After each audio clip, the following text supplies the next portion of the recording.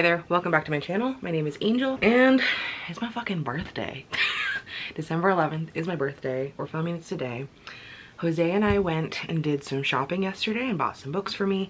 So I wanted to show you those, but I have some catch up to do first. I did make hats for the 9th and the 10th. I just didn't have them done by the time I filmed those videos. So really quickly, day 9, I did this hideous sparkly mess. It is a weird black yarn that just has gold in it, and I hate it. I hate it so much. Jose was saying it looks like a gift you would give your aunt. Like, it looks really cool in concept that it's like, oh, reflective, but I hate it so much. So he's gonna give this to one of his coworkers because I don't want to sell it on the shop. Yesterday I made a gift bright and early before we even went shopping.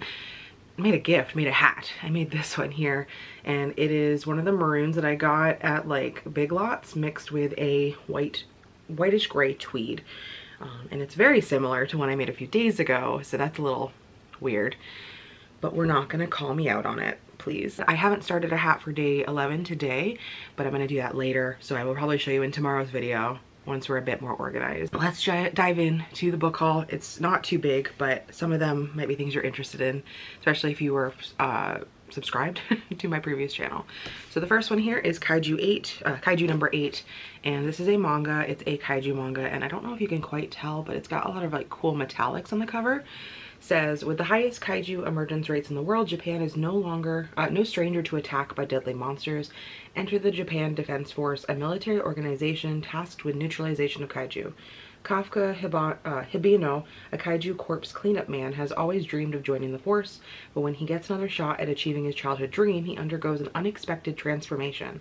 How can he fight kaiju now that he's become one himself? This is a newer series, I believe. I had asked for an arc of it, and I got denied almost immediately, so I was like, well, I guess we're buying it. And I just, ooh, it's by Nadia Matsumoto. And I'm really excited. I love kaiju stories, and hopefully this will be right up my alley. We might not get a good picture of this, but I got Madk, M-A-D-K, volume 2.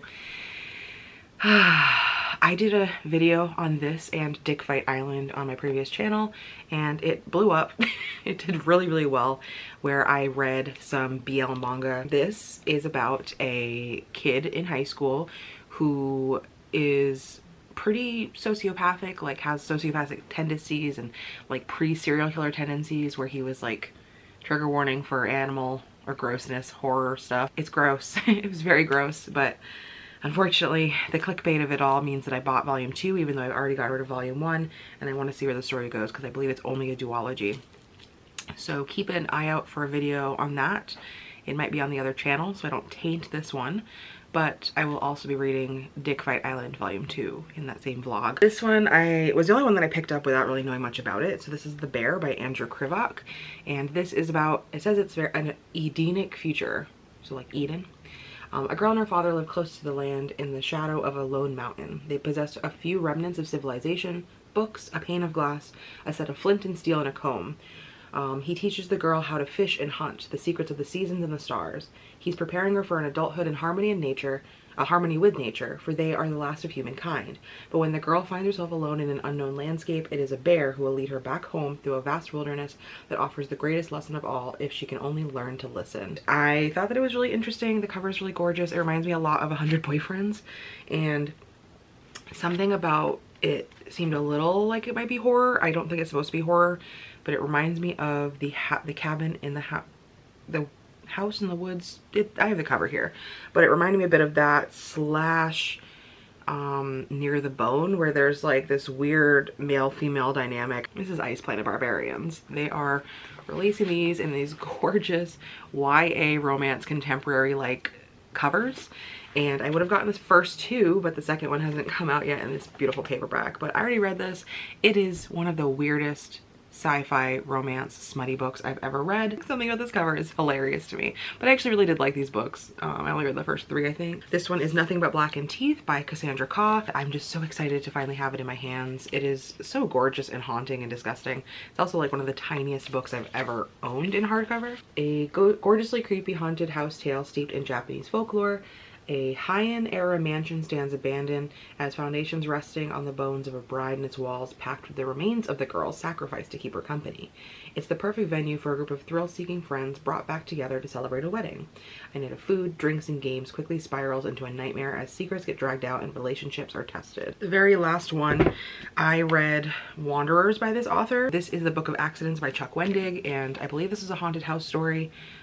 This cover is gorgeous. I love the color combination. It says, it is long ago Nathan lived in a house in the country with his abusive father and has never told his family what happened there. Long ago, Maddie was a little girl making dolls in her bedroom when she saw something she shouldn't have and is trying to remember that lost trauma by making haunted sculptures. Long ago, something sinister, something hungry, walked in the tunnels in the mountains and the coal mines of rural Pennsylvania. Now, Nate and Maddie Graves are married and they have moved back to their hometown with their son Oliver. And now, what happened long ago is happening again. It's happening to Oliver. He meets a strange boy who becomes his best friend, a boy with secrets of his own and a taste of dark magic. This dark magic puts them at the heart of a battle of good versus evil in a fight for the soul of the family, and perhaps for all of the world. But the Graves family has a secret weapon in this battle, their love for one another. So I think it has to do with the house, and something is binding these terrible things to this house. It's about 500 pages.